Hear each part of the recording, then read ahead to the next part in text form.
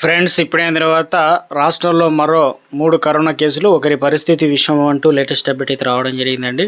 So ఆ వివరాలు ఏంటనేది వీడియోలో తెలుసుకుందాం. వీడియోని స్కిప్ చేయకుండా పూర్తిగా చూడండి, కంప్లీట్ ఇన్ఫర్మేషన్ అయితే అర్థమవుతుందండి.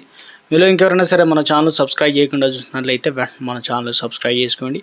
ప్రభుత్వం నుంచి వచ్చే లేటెస్ట్ అప్డేట్స్ అన్నీ కూడా మీ ఫోన్ నోటిఫికేషన్ రూపంలో అందించడం జరుగుతుందండి. చూస్తున్నారు కానీ లైక్ చేయడం మర్చిపోతున్నారు, దయచేసి లైక్ చేయండి. లేట్ చేయకుండా ఇరలకి వెళ్ళిపోదామండి. 2 తెలుగు రాష్ట్రాలైన ఆంధ్రప్రదేశ్లో కరోనా మహమ్మారి మరోసారి తన కల్లోలాన్ని చూపిస్తుంది. తాజాగా గుంటూరు జిల్లా తాడేపల్లిలోని మణిపాల్ ఆసుపత్రిలో నిర్వహించిన పరీక్షలో 3 కరోనా పాజిటివ్గా నిర్ధారణ అయింది. ఈ 3 కేసుల్లో ఏలూరుకు చెందిన భార్యాభర్తలు మరియు తెనాలికి చెందిన 83 ఏళ్ల వృద్ధుడు అయితే ఉన్నారు. అధికారిక సమాచారం మేరకు వీరంతా ఆసుపత్రిలో చికిత్స పొందుతున్నారు. ఐసీయూలో ప్రత్యేక వైద్యం. వృద్ధుడి పరిస్థితి ప్రస్తుతం విషమంగా ఉన్నట్లు వైద్యులు అయితే తెలిపారు. అతనికి తీవ్రమైన శ్వాసకోశ సమస్యలు తలెత్తినట్లు వెల్లడించారు. ఈ నేపథ్యంలో అతనికి ఐసీయూలో ప్రత్యేక వైద్యం అందిస్తున్నారు.